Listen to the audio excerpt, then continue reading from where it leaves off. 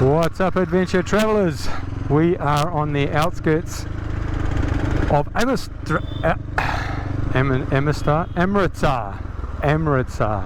That's how you say it. Anywho, got away just before 8 o'clock this morning, and it's been highway all the way today. Google hasn't taken me on any little country sojourns, so that's good. The bad news is Amritsar is no Chandigarh, and it looks pretty rough and ready so far, mind you. Might just be going through some bad bits of road. It's just gone 1 o'clock in the afternoon, and gonna find a hotel and chillax. So I'll talk to you then.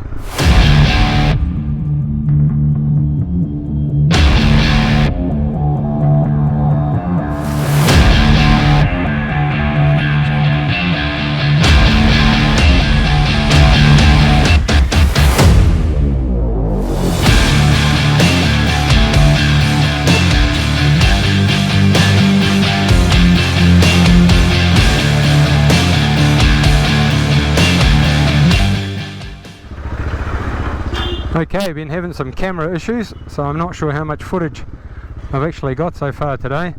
It's so hot, the cameras have been overheating. Anyway, long story short, it looks like Amritsar, the town of the Golden Temple, is actually more of a toilet than the bad parts of Delhi, as you can see, hopefully, if the camera's doing its job. Anywho, found what I thought was a decent, half decent hotel, and it's in this alleyway. It's back there somewhere, so I haven't even got off the bike, and I've decided just to go to the Ramada at 90 bucks a night, and if I have to go into debt to finish this trip, then I will, but not staying in streets like this. Whatever that says about me, I'm fine with. But anyway, it's not safe with the bike, I don't think. Oh my god. Far out. How am I going to get out of here? Look at this. I am not staying in streets like this. Sorry, non-negotiable. I might not have any choice in Pakistan, but if I have to spend a bit of money to get a half civilized room, then I'm going to do it. Look at this. This is the worst. Well, I'll be getting out of this town as quickly as humanly possible. Well, this is a tiny bit better than those other roads. It's sort of semi-organised, semi-civilised. Roads seem relatively clean. My Google Maps phone's just about to give up. It's overheating. It's turning different colours. Hey, Rick! Thank you.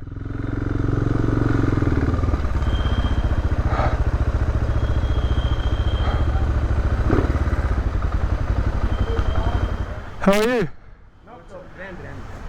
Where? Okay, here? I just want to inquire about a room. Okay? Thank you. So, from one extreme to the other, the gritty, grimy back streets of Amritsar to, as you can see behind me, the Ramada. It's definitely the nicest and the largest room that I've stayed in so far, and probably will be for the whole trip. 120 New Zealand dollars a night, including full buffet breakfast. But as I said, I think Pakistan, 30 days in Pakistan, and who knows what the Middle East is going to bring. So might be my last taste of civilization for a while. Anyway, I've got to go and see about some tyres after I do the Karakoram highway.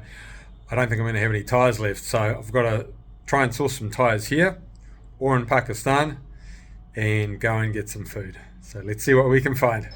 Alrighty, here we are on the streets of Amritsar. I've just done the rounds at the tyre shops in the back roads, and the only thing I can get is a set of Indian tyres. And I'm good, mate, how are you? Good. So that was some dude who said he'd lived in London for 10 years. Said he was a farmer. Anyway, seemed like a nice enough guy, just wanted to practice his English. Back to the Indian tyres. Not sure if I'm going to purchase those or not. So these are the streets of Amritsar. We saw some earlier today. This is the road that the hotel is on. It's a little bit cleaner and wider than the other back streets. It's actually pretty dark and overcast. I think it's going to start raining any second. It's about 7 o'clock, so I need to get some food. And I have a massive problem that may even be ride ending. I'll let you know that after dinner. I've just come up to the rooftop of the hotel to have a look over the city, and this is Amritsar.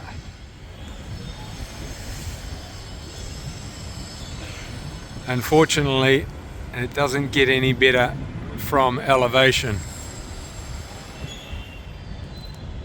She's pretty rough and ready out there.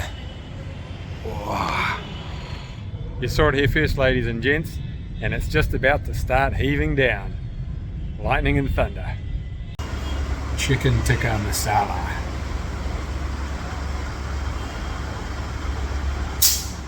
It's damn good.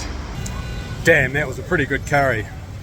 Okay, so the potential ride ending event is there's been a bit of argy-bargy out in the countryside in Pakistan, and there's three possible outcomes.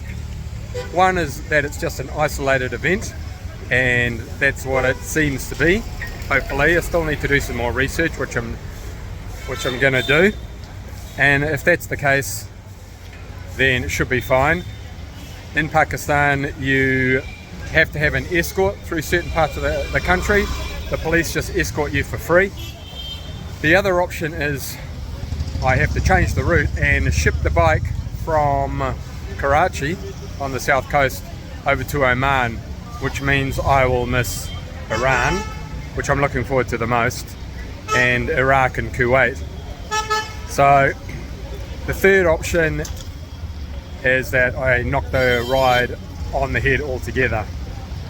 So not ideal, but these are the sorts of challenges, along with all the other logistical bits and pieces that you have when you're doing an adventure ride around the world. So we'll just have to keep our ear close to the ground and see what happens over the next couple of weeks when I'm back from the Karakoram Mountains.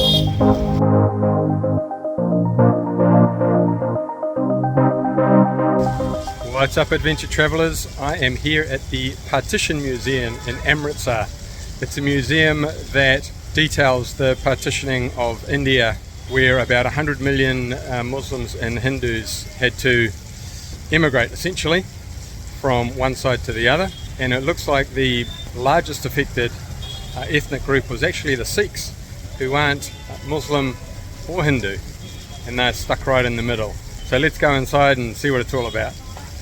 There's an amazing entranceway with all these chandeliers going through the tunnel, and yeah, it's quite a cool way to enter the museum, so this should be interesting. Unfortunately, there's no photos or videos inside. That's a shame, because it was very interesting. In a nutshell, the British left India after World War II, and it was partitioned into East Pakistan, West Pakistan and India. 18 million people were forced to migrate, and in Punjab alone 500,000 changed on each side in 1 week, so that's 1 million people going from east to west and west to east. About 2 million people died in the process, and although it's not a war museum, it felt like one. So, time to get a refreshment and think happier thoughts. This seems to be the main tourist area. There's a promenade down here, which looks nice and clean and interesting. Everyone's looking at me like I'm a madman. Hello! How are you? Good. So we'll get to the Golden Temple soon. There's the architecture again. In 2 days here I haven't seen a single Western tourist, so don't know what that's all about. Might see some at the Golden Temple, just an observation. So it's a nice clean tourist area here. Over by the hotel where it's grittier, there's a lot of single guys just sitting around doing nothing and not looking very happy. Not a good idea to video those people, just in case, so unfortunately there's no footage of them. I've just seen a Western tourist. I dare say this is the way to the Golden Temple because it seems to be the way. There's a nice gate. Seems to be the way that everyone's sort of wandering. I've popped out at a square and in behind me is not the Golden Temple. I think it's the entrance to the Golden Temple. Well, hopefully it is. And there's a lot of white marble around. It's really glary. So I got to put the old biker shades on. It's quite cool though, quite impressive. Oh, there was some fountains there a second ago, they've just died down. But seem to be a lot of people mulling around. Not many people taking photos and videos, and I'm getting a lot of strange looks.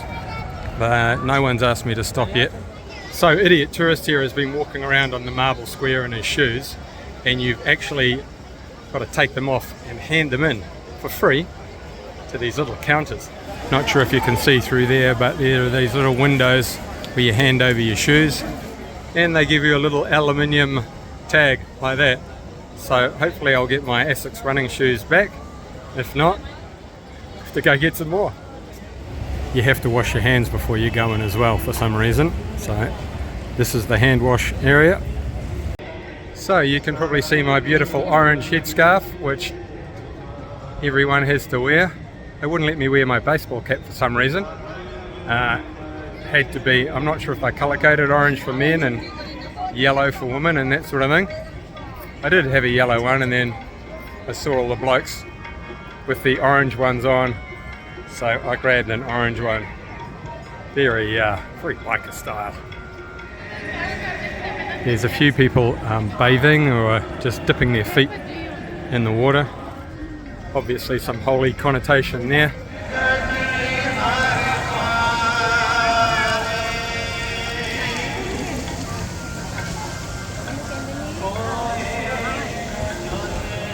So I guess the idea is to do a circuit around the lake. You can actually go, if you can see the walkway there, you can actually go to the Golden Temple. So I don't want to bore you with too much of the Golden Temple, but that's the plan. Do a circuit and then maybe get some lunch.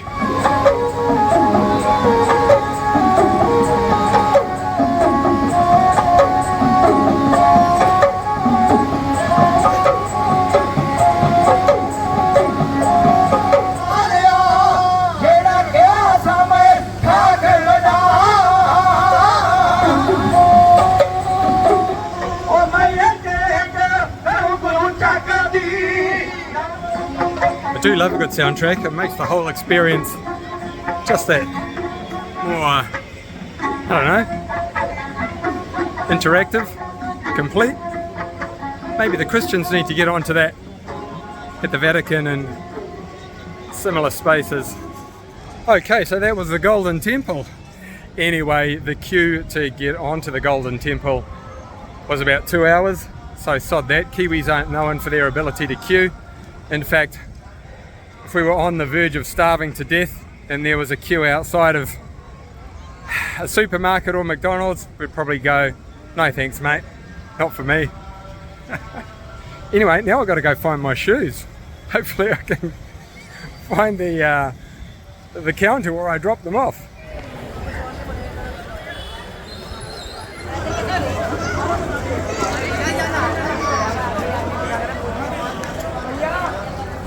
Just to wrap up on the Golden Temple, it's the holiest site for the Sikhs, or one of the holiest sites for the Sikhs.